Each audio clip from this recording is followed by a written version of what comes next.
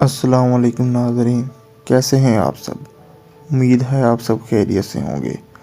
آج کی ہماری اس ویڈیو کا موضوع پاکستان کے شہر ڈیرہ اسماعیل خان میں موجود ایک قدیم مسجد ہے، جس میں کیا گیا لکڑی کا کام قابل دید ہے۔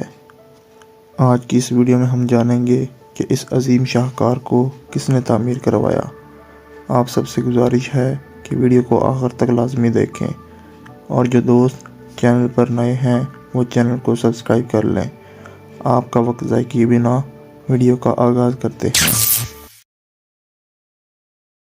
تحصیلدار بند ڈیرہ اسماعیل خان میں 250 سال پرانی مسجد، جو آج بھی اپنی پوری شان سے قائم ہے، جس میں بہت ہی خوبصورت اور دیدہ زیب لکڑی کا کام انتہائی مہارت سے کیا گیا ہے، جس کو میاں قبیلے کے سردار عمر خان میاں خیل نے 200 سال سے پہلے بنوایا۔ زیادہ تر کام لکڑی سے کیا گیا ہے۔ چھتیں، ستون بھی لکڑی کے ہیں، جن پر پھولوں پتیوں کو نہایت باریکی سے بنایا گیا ہے۔ یہ مسجد دیکھنے میں بہت خوبصورت ہے، جہاں آج بھی پہلے دن کی طرح اہل ایمان نماز پنجگانہ ادا کرتے ہیں۔ اس کے علاوہ دور دراز سے لوگ اس کی زیارت کے لیے آتے ہیں اور اس کے کام کی مہارت اور بنانے والے کے ایمان اور اسلام سے محبت کا اندازہ لگاتے ہیں۔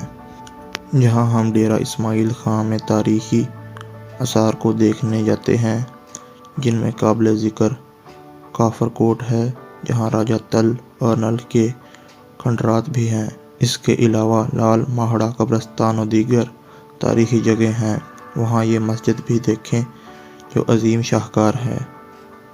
اگر ہماری ویڈیو پسند آئی ہو تو اسے لائک کریں اور دوستوں کے ساتھ شیئر کریں۔